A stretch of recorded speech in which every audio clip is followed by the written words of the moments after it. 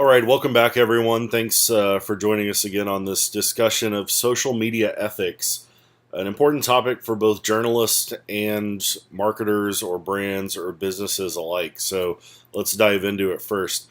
And like I just mentioned, ethics apply to everyone. We tend to think of ethics in terms of journalism, but when it comes to social media marketing, there is also an ethical tie with that as well, or at least there should be. There isn't always, but there should be at least some guidelines to follow.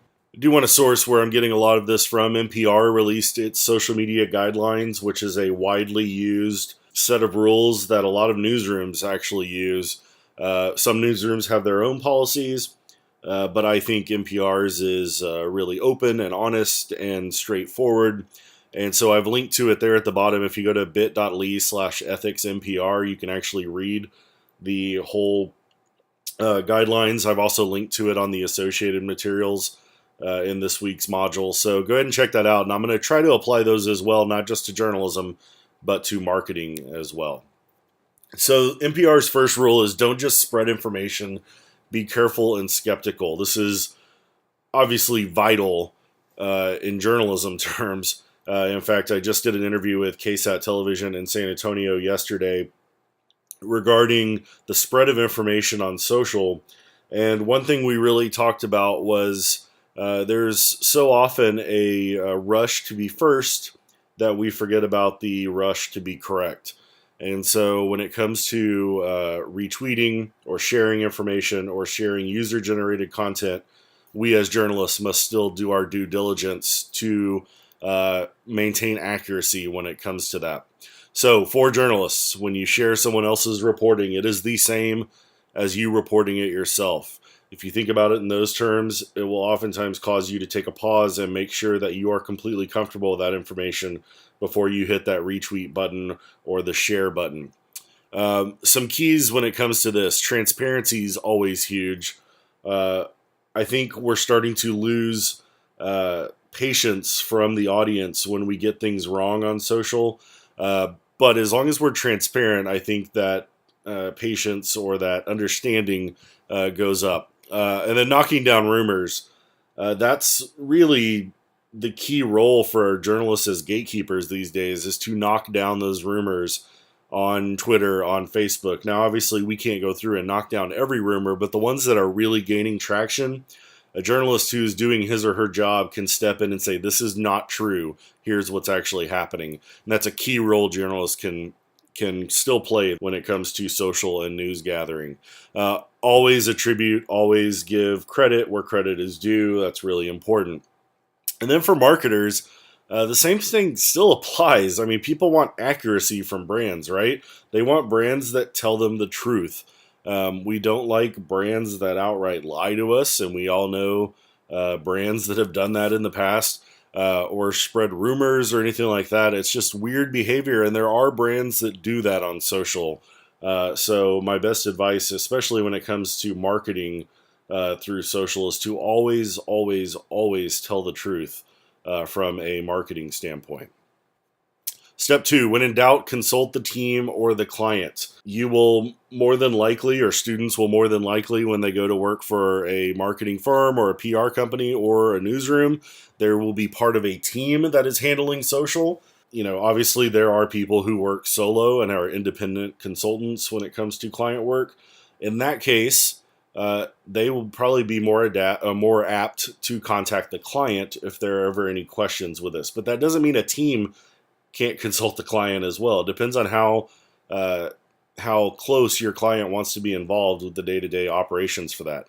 So one example involving Taylor Swift, strangely, with one of my clients a couple of months ago, we had this silly idea for a blog that we wanted to post, and it was for an air conditioning client, and they're kind of straight-laced, though, I'll put it that way. They weren't a client that necessarily liked to joke around with social or with their content.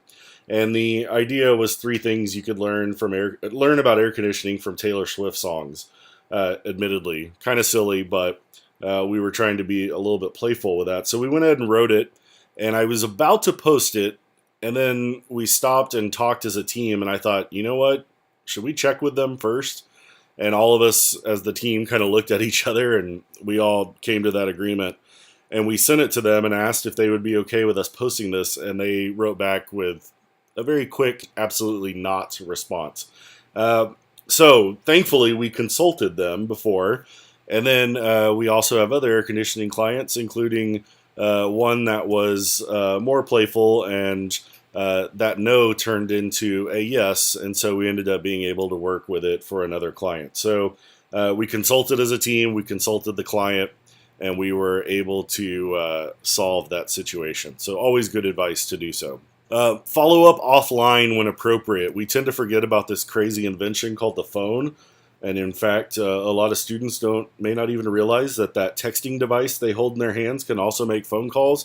But there are times when it's needed to follow up offline in terms of communication. So for journalists, sometimes you have to talk or meet in person to get a sense of your source. It's really easy to lie over Twitter or Facebook or email. It's really difficult to lie on the phone or in person. For marketers, if someone is upset, engage them publicly first and then try to move it private as quickly as possible. The last thing you want to do is have a knockdown, drag-out fight in the public eye when it comes to an angry or upset customer. And sometimes even when it's happy customers, you move that conversation private just to avoid the customer service model completely playing out in the public eye. So I mentioned Southwest Airlines in the first video, and I think Southwest does a good job with this, both negative and positive.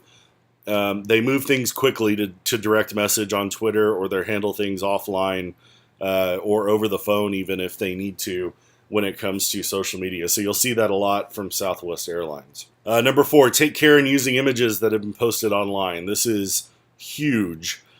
We have to verify.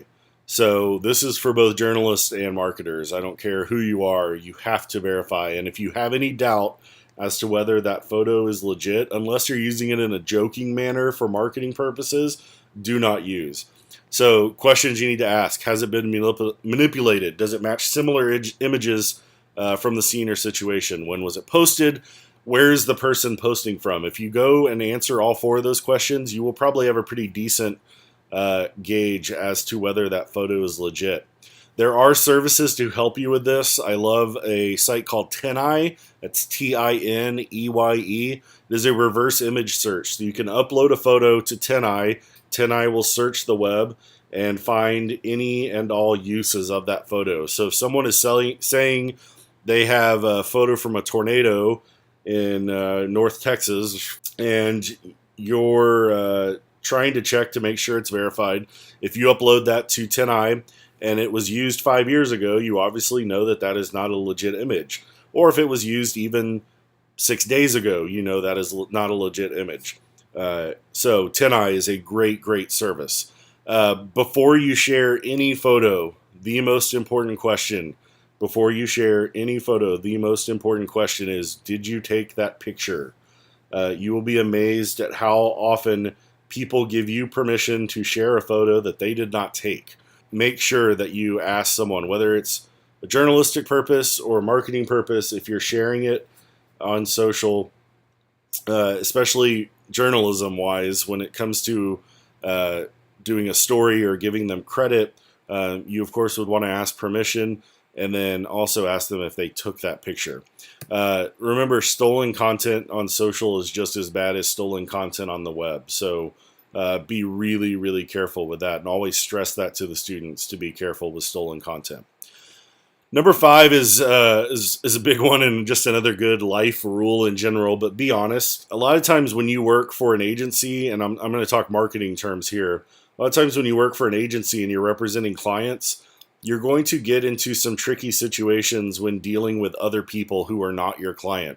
So, for instance, I have a company that routinely goes to Uganda to build water wells for orphanage villages there in Uganda. And I had connected the client with this nonprofit and had a really long back and forth with the nonprofit, and we eventually agreed that we could blog for them. And she asked me a question of, how long have you been working for them, for the client? I had not told her that I worked for a marketing firm. I was representing the client as he had given me permission to do. And so I had two choices there. One, I could have just lied and said I had been working for them for, however long they had been a client, which is kind of one of those white lies. I mean, I technically do work for him if you wanted to be specific. But I felt kind of bad about that. And so I came out and said, actually, I work for a marketing company. They're my client. I've been with them for, 6 years now. Have a really close relationship with them, share this passion. And thankfully, she was completely fine with that. But it helped me feel better about my future communication working with this nonprofit, that I wasn't necessarily living a lie in terms of representing the client. So this might be more of a personal thing, but for me, it mattered, and I imagine it will for a lot of students as well.